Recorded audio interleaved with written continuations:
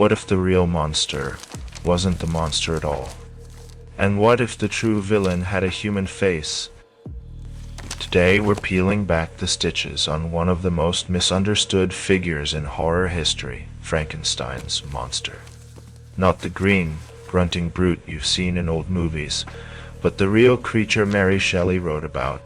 Stick around, because by the end of this video, you might not see Frankenstein's monster as a villain, but as a victim.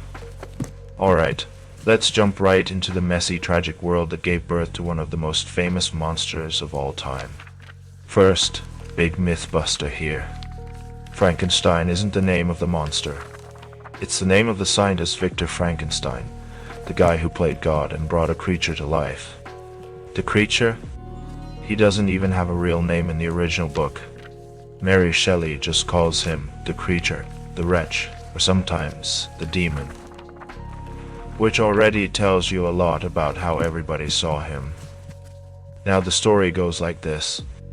Victor Frankenstein, a young Swiss scientist obsessed with the secrets of life, figures out how to reanimate dead tissue.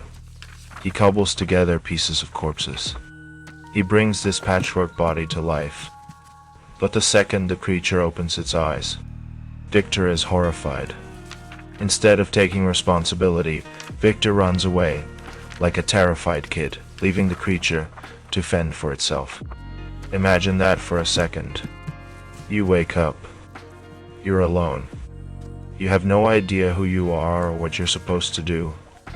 And the one person who could explain it all, the guy who literally made you, looks at you and screams in terror. That's where the tragedy really starts. The creature isn't born evil. He's actually super intelligent and kind at first. He wanders into the forest. He hides and watches a family living in a cottage. And slowly, by spying from a distance, he teaches himself how to speak, read, and even feel human emotions. He dreams of revealing himself to them, hoping they'll accept him. But when he finally tries, they react with horror. They beat him. They chase him off. Everywhere he goes, it's the same. People scream, throw rocks, attack him. Not because he's done anything wrong, but because he looks terrifying. And after being rejected over and over, he starts to change. The kindness he was born with rots into anger. Loneliness turns into hatred. And that's when he decides, if the world thinks he's a monster, he'll be the monster they fear.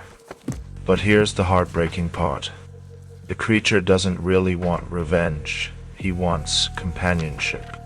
He begs Victor to make him a mate, someone like him, someone who won't run away in fear. At first, Victor agrees. He even starts building a second creature. But halfway through, Victor panics again. He's terrified that the two monsters could breed, creating a whole new race of beings. So he destroys the second creature before she can ever come to life. When the monster finds out, it's game over. He vows revenge. He tells Victor, "I will be with you on your wedding night." And he means it. Let's get real about Victor Frankenstein for a second. This dude is the real villain of the story. He plays God without thinking about the consequences. He creates life, then abandons it. He refuses to take any responsibility. And when things get ugly, he plays the victim.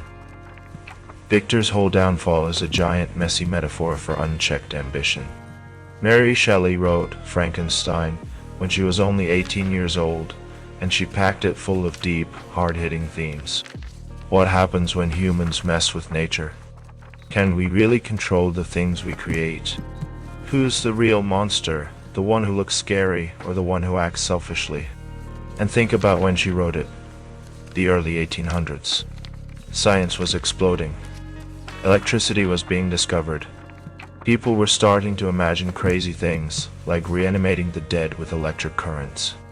Shelley tapped right into those fears that maybe science could go too far. In that sense, Frankenstein isn't just horror. It's science fiction. Arguably, it's the first real science fiction novel ever written. That's how ahead of her time Mary Shelley was. Now back to the story. After Victor destroys the female creature, the monster goes nuclear. He murders Victor's best friend. He kills Victor's bride Elizabeth on their wedding night.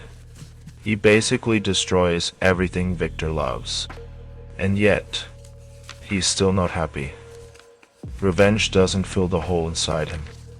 The monster realizes he's trapped in a life he never asked for, hated by everyone, including the man who made him. It's ultimate existential pain.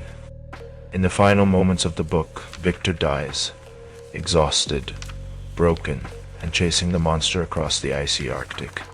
The creature finds Victor's body, and you'd think he'd be happy, right? Finally, the guy who ruined his life is gone. But instead, the creature mourns him.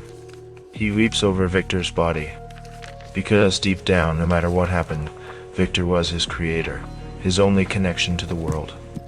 The monster tells a ship captain who found them, "He was the last tie to my humanity, and now that he is gone, I too may die." The creature vows to walk into the Arctic wilderness and let himself freeze to death, alone. It's honestly one of the saddest endings in all of literature. The monster wasn't evil. He was just alone, despised, made to suffer because of someone else's choices, and all he ever wanted was to be loved.